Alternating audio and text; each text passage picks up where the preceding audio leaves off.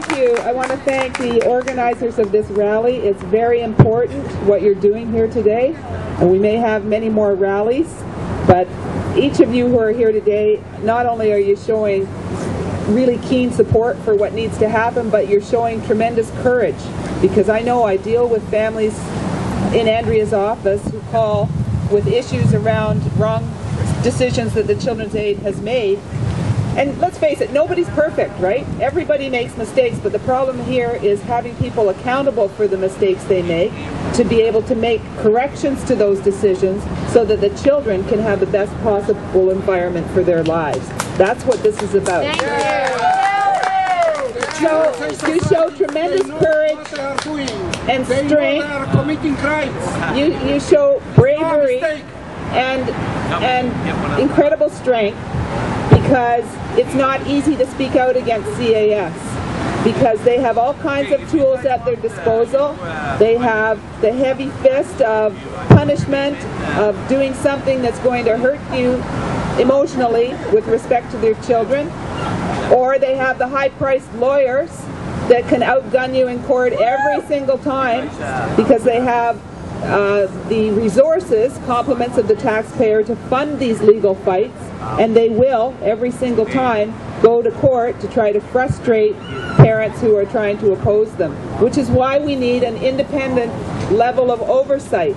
We need somebody in between those stages of dealing with the CAS and the court system that families can take their concerns to and know that they're going to get a fair-minded, unbiased, independent investigation by someone like the Ombudsman, who is given the tools in legislation to subpoena witnesses, to get all the facts to light, to force CAS to come to the table. The Ombudsman has the legal tools to be able to do that.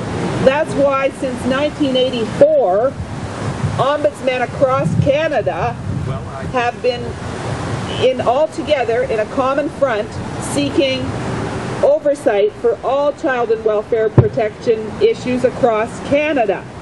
And we have that in 8 provinces now. Unfortunately, Ontario isn't yet one of them, but we're going to change that.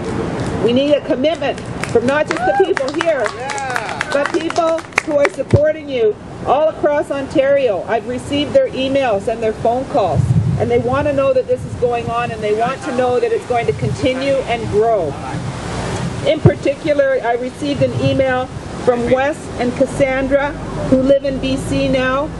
They sent me a picture of a very young boy with huge sores all over his body in the custody of Children's Aid. They say that their boys are being held hostage in Ontario. The CAS has cut off all contact because they keep speaking out about what they did, what the CAS did, especially to their son, whose picture I'm looking at right here. They live in BC, they cannot afford to make the trip, or they'd be here with us too. So just to let you know how far and wide your reach is, and that every step you take to speak out and to take actions like you are taking today, you're going to inspire more people to join us.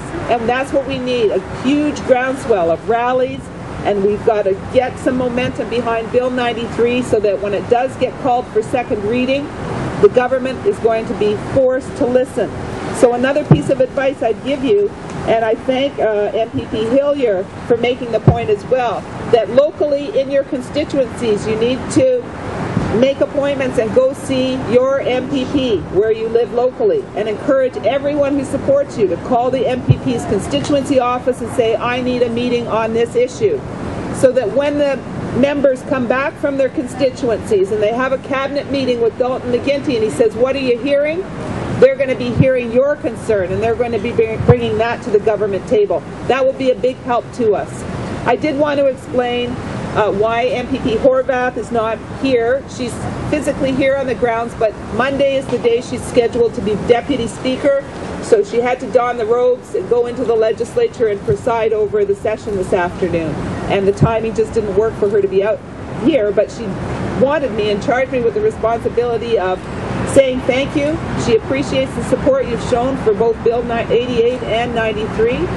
She'd also want me to encourage you, because what you're doing is the right thing, and when you've got the right thing on your side, you can only have good things flow from that. And she'd also want me to say that she is inspired by your actions. She's not giving up. She's going to stand up to the CAS. She's going to stand up to the government. And we are going to bring independent oversight to this province, no matter how long it takes, no matter how many new bills have to be renumbered and resubmitted. Andrea Horwath is there for you.